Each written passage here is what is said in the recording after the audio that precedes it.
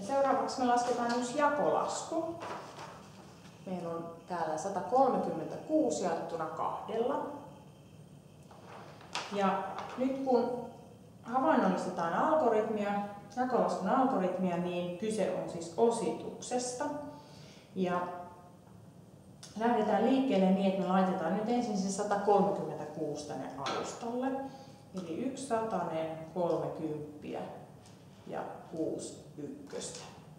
Ja sen osittamisen helpottamiseksi meillä on täällä 2 tyyppiä jakamassa. Täällä on Heidi ja Anu. Ja nyt me lähdetään liikkeelle tässä suurimmasta lukuyksiköstä, eli satasista.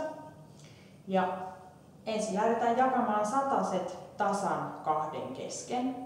Nyt me huomataan, että kun meillä on täällä vain 1 satanen, niin kumpikaan ei saa yhtään satasta ja meillä jää 1 satanen tänne jakojäännökseksi.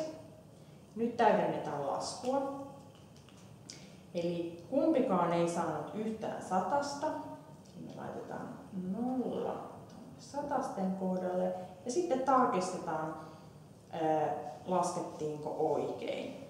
Eli 2 kertaa se 0 on 0 ja se vähennetään alkuperäisestä, jolloin meille jää sinne 1 satanen. Nyt sitten tämä jakojäännös muunnetaan tämä satanen ensin kympeiksi. Saadaan satasella 10 kymppiä. Laitetaan ne tänne alustalle. Ja sen lisäksi siellä oli 30 ennestään, eli yhteensä 13 kymppiä. Ja nyt täydennetään laskusta niin, että me tiputetaan tuo 3 tuonne tuon jakojäännöksen viereen, eli meillä on yhteensä 13 kymppiä jaettavana. Ja nyt jaetaan kympit tasan 2 kesken. Eli sieltä tulee 1 ensin kummallekin, toinen kummallekin ja jatketaan jakamista niin kauan kuin kymppejä riittää. Meillä on 5, 6.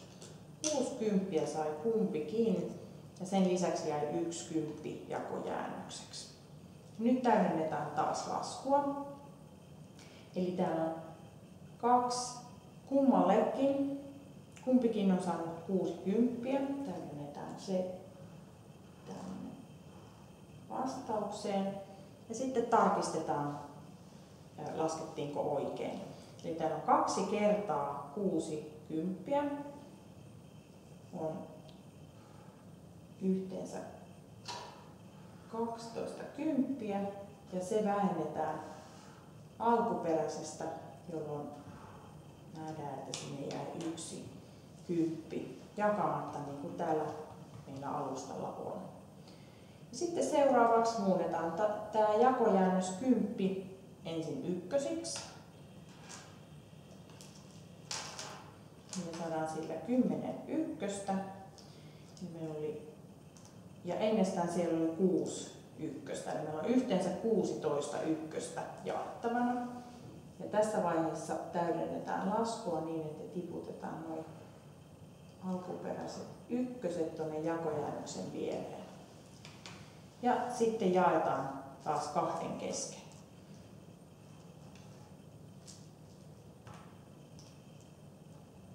Ja kolmannet, neljännet, viidennet.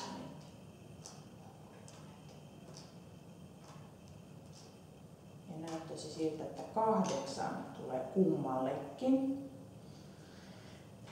Eli täydennetään nyt laskua, eli tänne tulee 8 ykkösten kohdalle ja sitten vielä tarkistetaan, että laskettiinko oikein. Eli täällä on 2 kertaa 8 on 16 ja se vähennetään alkuperäisestä ja ei jää yhtään jaettavaa, eli jako meni tasan. Ja nyt laskun vastaus näkyy. Eli tämä 68 näkyy täällä alustalla 68 ryhmänä. Eli sekä Heidi että Anu ovat saaneet 68.